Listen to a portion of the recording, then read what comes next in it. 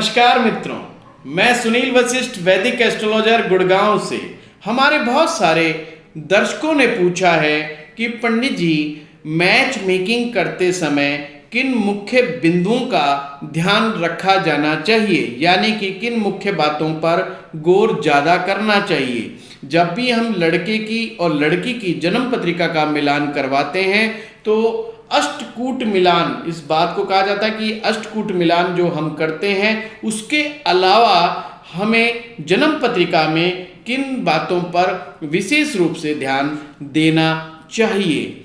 मैं सभी बंधुओं को मैं बताना चाहता हूँ, जो भी ब्लिसफुल मैरिज चाहते हैं, यानी कि अपना अच्छा दाम्पत्य जीवन चाहते हैं और अभी तक आपका विवाह नहीं हुआ है, तो आप इस वीडियो को ध्यान पूर्वक सुने या किसी अच्छे दैवज्ञ की या विद्वान व्यक्ति की आप सलाह अवश्य लें। मैं बहुत सारे दर्शक ऐसे होते हैं जो आजकल जो सॉफ्टवेयर जनित जो मैच मेकिंग होती है उसको करते हैं और अपने ही दिमाग लगा करके किसी निष्कर्ष पर या फैसले पर पहुंच जाते हैं। यह बहुत खतरनाक चीज़ है। का हमेशा एक्सपर्ट एडवाइस लीजिए। आप अपने पड़ोस में या जिस पर भी आपको विश्वास है, जिस ज्योतिषी पर आपको अच्छा विश्वास है, बिलीफ है, फेथ है, आप वहाँ पे जाइए, लड़के और लड़की की जन्म पत्रिका को दिखाइए और उनसे पूछिए क्या यह विवाह करने योग्य है, क्या इस स्थिति में विवाह किया जा सकता है। मित्रों, निश्चित रूप से आप लाभान्वित होंगे। आज हम आपको एक एक बात बताएंगे कि किन किन पॉइंट्स का आपको विशेष रूप से ध्यान रखना चाहिए। सबसे पहले तो आपको जो अष्टकूट मिलान में जो टोटल गुण होते हैं वो 36 होते हैं, यानी कि 36 होते हैं।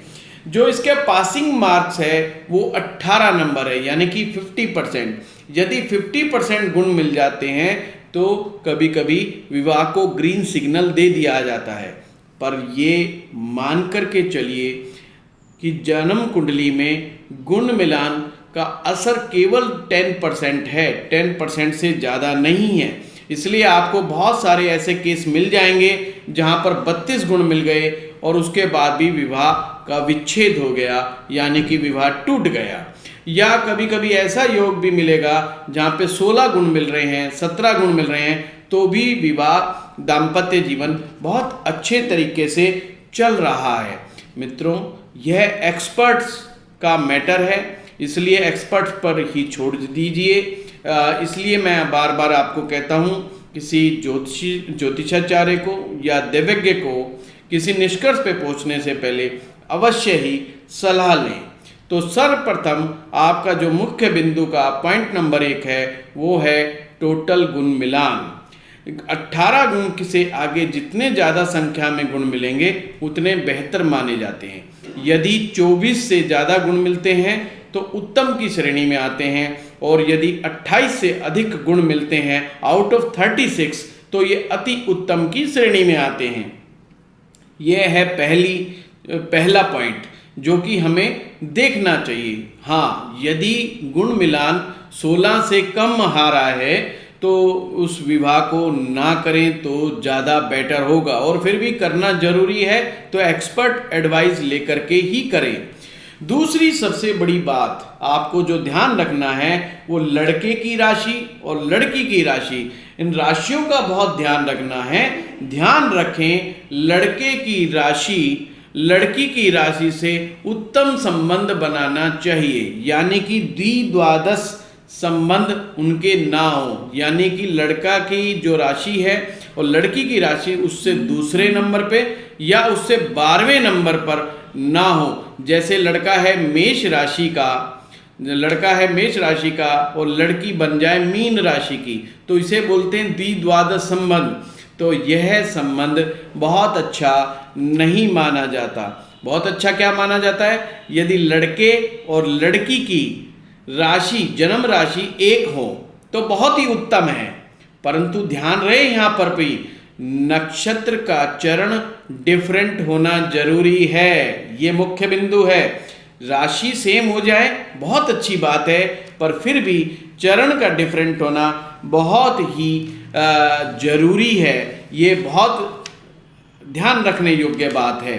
तीसरी बहुत जो बात है आपको रखना है, राशि का राशि से संबंध, यानी लड़के की राशि और लड़की के राशि के बीच में कहीं नवम पंचम योग तो नहीं बन रहा, यानी लड़के का मेष राशि है और लड़की की सिंह राशि है, या आपस में देखें तो नवम पंचम नवीं स्थिति या पांचवी स्थिति राशि से लड़के की और लड़की की तो नहीं आ रही।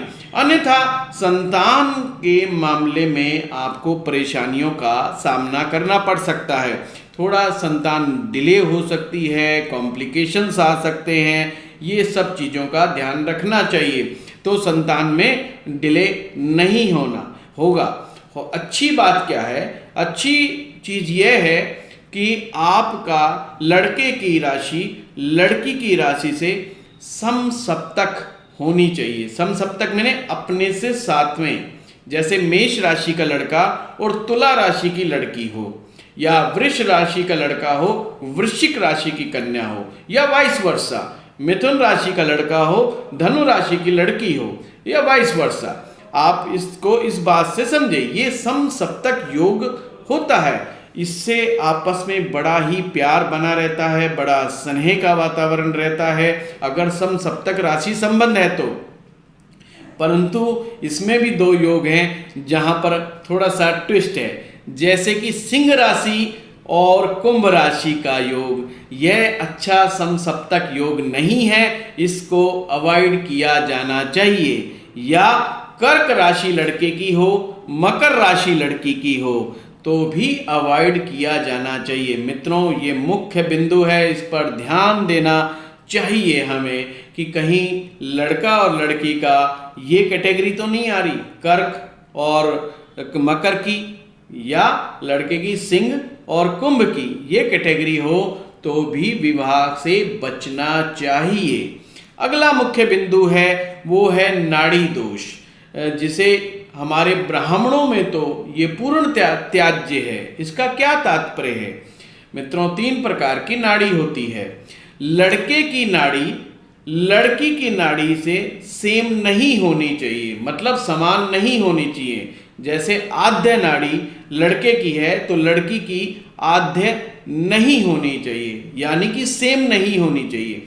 यदि नाड़ी सेम होती है तो उसे नाड़ी दोष कहा जाता है, तो नाड़ी दोष को भी अवॉइड करना चाहिए। और अक्सर देखा जाता है नाड़ी दोष में विवाह करने बाद संतान में गुस्सा, चिड़चिड़ापन, रोग होना या डिसओबीजेंसी भी का रिजल्ट देखे गए हैं, और कभी कभी तो कॉम्प्लिकेशंस ज़्यादा बढ़ जाते हैं। और ब्राह्मणों में तो ये पूर्णतया निषेध है, त्याज्य है, इसका त्याग कर देना चाहिए, ये इम्पॉर्टेंट चीज़ है। फिर उसके बाद जो बिंदु आता है वो है मंगलिक दोष निवारण, यानी कि मंगल की स्थिति को जरूर जांच ले। लड़के की जन्म पत्रिका में और लड़की की जन्म पत्रिका में मंगल की स्थिति को देखना चाहिए। जैसे अगर कुंडली के प्रथम भाव में, चतुर्थ भाव में, सप्तम भाव में, अष्टम भाव में या द्वादश भाव में मंगल विराजमान है तो ये मांगलिक होने की बात को कहता है। इसी प्रकार इन्हीं स्थानों पर यदि लड़की का भी मंगल विराजमान है तो लड़की मांगलिक कहलाती है। मित्रों, कोशिश ये करें मांगलिक का विवाह मांगलिक के साथ हो तो उत्तम माना जाता है। मंगल जहां पर ऊर्जा का ग्रह है उसका नेगेटिव रूप यह है कि वो क्रोध पैदा करता है, पति पत्नी में लड़ाई झगड़ा पैदा करता है, पति पत्नी में रूखा सूखा व्यवहार पैदा करता है और सेपरेशंस तक देने की क्षमता रखता है। इसलिए इस मंगल दोष को अवॉइड ना करें। हाँ, कुछ दर्शकों ने पूछा है क्या चंद्रमा से भी मंगल दोष लगता है? निश्चित रूप से जिस प्रकार से आप लगन कुंडली से मंगल ग्रहों की स्थिति इन स्थानों पर देखते हो उसी प्रकार से आपको चंद्रमा से भी देखनी चाहिए। मित्रों, जहां पर आपकी जन्म पत्रिका में चंद्र ग्रह विराजमान होते हैं वो आपकी अपनी राशि होती है। और जो अपनी राशि से यदि मंगल चंद्रमा के साथ यानी प्रथम स्थान पर, चंद्रमा से चौथे स्थान पर, चंद्रमा से सातवें स्थान पर, चंद्रमा से आठवें स्थान पर और चंद्रमा से 12वें स्थान पे हैं तो भी मांगलिक दोष माना जाएगा। इस मंगल दोष पर मेरे 2 वीडियो और हैं। डिटेल से जानने के लिए आप उन वीडियो का भी अवलोकन कर सकते हैं मंगल दोष के लिए। तो ये कुछ मुख्य बिंदु हैं जिन पर विशेष रूप से ध्यान दिया जाना चाहिए। सबसे महत्वपूर्ण बात यह है कि जब भी आप ग्रीन सिग्नल देते हैं किसी विवाह के लिए तो आपको पुरुष की कुंडली में शुक्र ग्रह का बलाबल जरूर पता करना चाहिए, यानी कि शुक्र कितना बली है। पुरुष का दाम्पत्य जीवन शुक्र ग्रह पर आधारित होता है। इसी प्रकार से महिला का जीवन गुरु ग्रह की शक्ति पर आधारित होता है। यानी यदि गुरु उत्तम कोटि का है, महिला की कुंडली में शक्तिशाली है और पुरुष का शुक्र अच्छा है तो विवाह उत्तम कोटि का होगा। चाहे गुण कम भी मिले तो भी यह विवाह सफल होगा। यानी कि ग्रहों की प्लेसमेंट बहुत बड़ा रोल निभाती है। मैच मेकिंग करते समय इन 2 ग्रहों को बिल्कुल भी अवॉइड नहीं किया जाना चाहिए। यदि स्थिति अच्छी नहीं बन रही है तो उन ग्रहों का दोष निवारण कराने के उपरांत और या रेमेडी जो एस्ट्रो रेमेडीज होती हैं उनको कराने के बाद ही विवाह में आगे बढ़ना चाहिए। अन्यथा कभी कभी अच्छे गुण मिलने पर भी यहाँ लड़के की कुंडली में शुक्र ग्रह और लड़की का गुरु ग्रह आपस में अगर ये कमजोर स्थितियों को प्राप्त हो जाते हैं तो 32 गुण मिलने पर भी विवाह टूटने का संकट आ सकता है। इसलिए इन ग्रहों को बिल्कुल अवॉइड ना करें। हाँ, विवाह के लिए उत्तम कोटि के विवाह के लिए इन ग्रहों की शक्ति को बढ़ाना आवश्यक है। वो आप रतन धारण करके भी कर सकते हैं, पाठ पूजा से कर सकते हैं, मंत्र पाठ करके भी किया जा सकता है। ये अन्य अन्य विधियां हो सकती है। हर किसी की जन्म पत्रिका में सेम केस नहीं होता, सबकी स्थिति अलग अलग होती है। इसलिए मैं फिर से एक बार कहूँगा, इसके लिए आप किसी अच्छे ज्योतिषाचार्य की मदद ले सकते हैं। आप हमारे संस्थान में भी इस प्रकार का कार्य करवा सकते हैं। नमस्कार मित्रों, आपको ये वीडियो कैसा लगा हमें फीडबैक जरूर दीजिएगा और शेयर और लाइक करना ना भूलें और साइड में जो बेल का बटन है उसे जरूर दबाइए। मंत्र मेडिटेशन यूट्यूब चैनल आपके पास आपके लिए ऐसे ही ज्ञानवर्धक ज्योतिष से रिलेटेड आपके लिए वीडियो लाता रहेगा। नमस्कार।